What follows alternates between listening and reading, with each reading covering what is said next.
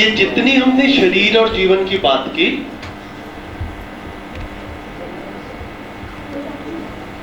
इसमें एक चीज जो है वो बार बार परंपरा में आती है और सभी परंपराओं में ऐसा वर्णन भी है, और यहाँ पर भी वैसे ही बात कर रहे हैं। उसको एक बार हम बस अपने में रिफ्रेश कर लें कि जिसको वो नश्वर कहा था, एक्चुअल में इसको एक दूसरा शब्द ऐसा भी यूज करते हैं कि शरीर जो है वो और जीवन जो है वो चैतन्य। अब चैतन्य किसको कह रहे हैं,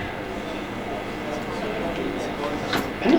तो इसको बिल्कुल सही तरीके से एक परिभाषित करते हुए चले कि चैतन्यता किसको कह रहे हैं?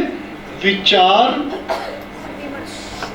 पक्ष, जिस इकाई का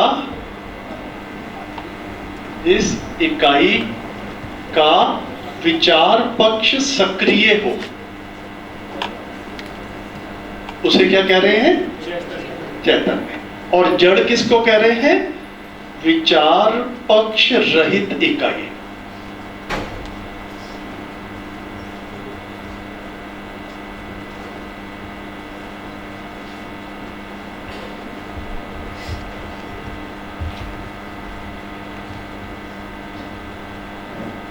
तो हम अपना बिल्कुल रोजमर्रा की जिंदगी से अगर हम देखें तो कोई भी एटम है जिसको हम आयरन का एटम, कैल्शियम का एटम, हाइड्रोजन का एटम, जो 115-20 किस्म के एटम हैं, क्या एटम सोचता है?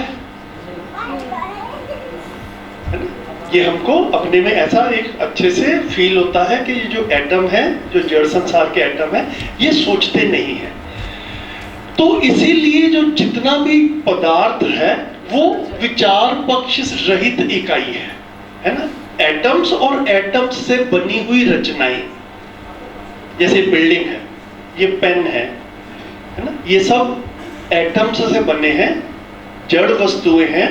और हर जड़ वस्तु जो एटम्स से बनी है इस तरह से, वो विचार पक्ष के बिना है ना? एटम में विचार पक्ष है और बड़े सारे एटम्स मिलके कुछ बन जाता है, वो भी विचार पक्ष के बिना ही रहता है। तो जड़ किसको कह रहे हैं? विचार पक्ष रहित इकाई। चैतन्य किसको कह रहे हैं? जिस इकाई का विचार पक्ष सक्रिय हो। तो कोई भी परमाणु सोचता नहीं है। तो मेरा नाखून भी परमाणुओं से बना हुआ है, मेरा हाथ भी परमाणुओं से बना हुआ है, ये पूरा शरीर परमाणुओं से बना हुआ है, मस्तिष्क भी परमाणु से ही बना हुआ है।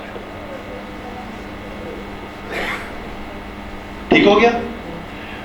तो जिस तरह से हमने जो तर्क बिल्ड किया कि परमाणु सोचता नहीं है, परमाणु में विचार पक्ष नहीं है, तो परमाणु से बनी हुई रचनाओं में भी विचार पक्ष नहीं है, तो शरीर में विचार नहीं है। जैसे कि एक मृतक है, वो भी शरीर तो है ही, लेकिन उसका अब विचार पक्ष सक्रिय नहीं है, क्योंकि विचार इसमें था। और मृतक का मतलब ही है कि जीवन शरीर से निकल गया, जीवन शरीर से अलग हो गया, है ना? तो मानव में विचार पक्ष है, शरीर में विचार पक्ष नहीं है। इस चीज को एक तरह से बिल्कुल एम्फेसाइज करते हुए हम पहचान पाए। सोचने वाली इकाई जो है वो चैतन्य है ना? चैतन्य शब्द हमें परंपरा से मिला ही है। इंग्लिश में भी इसके लिए कॉन्शियसनेस शब्द है, इस्लाम में भी कुछ शब्द हैं इस तरह से, उसमें इसको जो सोचने वाली इकाई है इसकी अलग अलग स्टेजेस डिफाइंड हैं। तो हर धर्मों में इस चीज को अच्छे से पहचाना गया है कि जो ये सोचने वाली इकाई है ये शरीर से अलग है। ठीक है? और ये वहां पर भी ये इंडिकेशन है, कहा जाता है कि ये अमर भी है। जैसे कि कहीं पे जो जितना भी ये क्रिश्चियनिटी और इस्लाम है, इनमें भी जो है जिसको रूह या सोल कह रहे, कोई डे ऑफ जजमेंट या डे ऑफ रेकनिंग इस तरह से कुछ, या कयामत का दिन, इस तरह की जो है वो रेफरेंस आती है ना?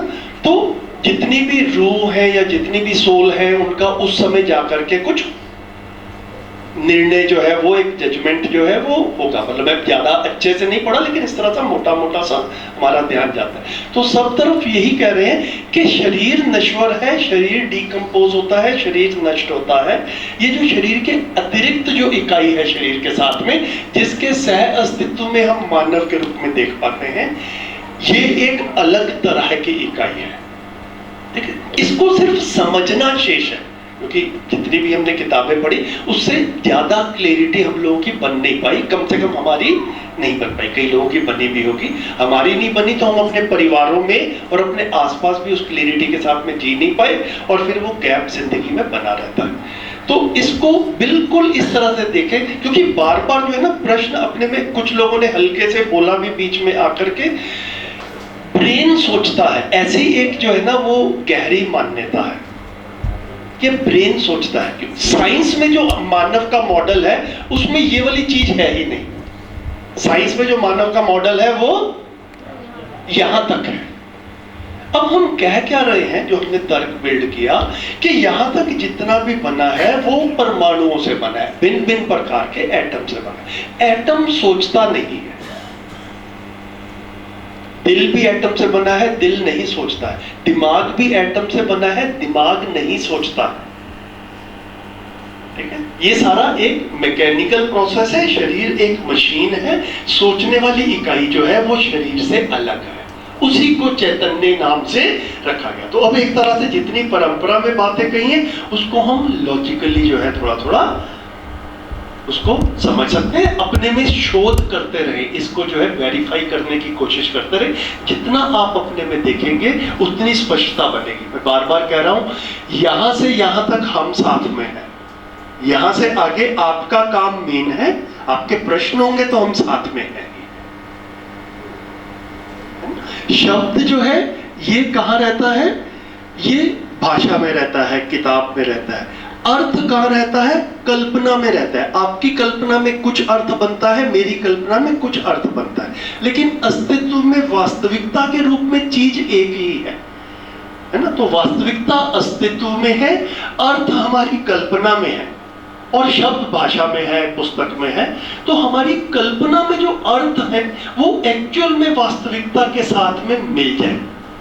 जैसी वास्तविकता है वैसा ही अर्थ मेरी कल्पना में हो, जैसी वास्तविकता है वैसा ही अर्थ आपकी कल्पना में हो। कुछ ऐसा थोड़ी कह रहे हैं कि आप मेरी बात मानो या मैं आपकी बात मानो, ऐसी कोई बात ही नहीं। जैसा अस्तित्व है, जैसा अस्तित्व में वास्तविकताएं हैं उनको समझा जाए, है ना। वैसा ही अर्थ मेरे में भी आ जाए, वैसा ही अर्थ आप में भी आ जाए, कोई दिक्कत नहीं। काफी बारी मान्यताएं बड़ी बड़ी इंटेंस हो जाती हैं, तो जब वो शैटर होती हैं तो पूरे के पूरे सिस्टम हिल जाते हैं। जैसे कि एक किताब में, धार्मिक पुस्तक में ऐसा लिखा था कि धरती जो है वो सौर मंडल के केंद्र में है और सूरज इसके आसपास चक्कर लगाता है। अब गैलीलियो ने जब अपना स्टडी किया तो उसने कहा भैया ये वाली चीज तो गलत है, धरती केंद्र में नहीं है।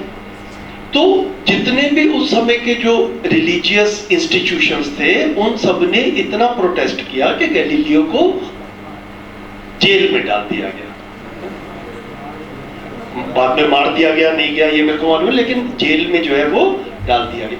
तो सिर्फ बार बार बात क्या कह रहे हैं कि कोई चीज कहीं पर लिखी हुई है, उसकी अपनी एक इंपॉर्टेंस है, उसका एक सम्मान है।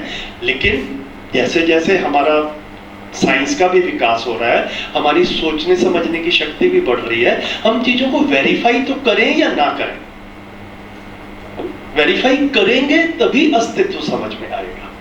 तो उसी वेरिफिकेशन के प्रोसेस में हम इस निष्कर्ष पर पहुंचे हैं पिछले 2 दिन में। कल और आज का पूरा दिन निकला कि जड़ और चैतन्य, सोचने वाली इकाई ये है ना। चैतन्य को बिल्कुल प्रिसाइजली परिभाषित किया, जिस इकाई का विचार पक्ष सक्रिय हो वो चैतन्य कह रहे हैं, और जड़ जिस विचार पक्ष रहित इकाई। शरीर और शरीर के किसी अंग में विचार नहीं है, इसको अपने में अच्छे से देखा जाए। तो फिर विचार है कहां पे? विचार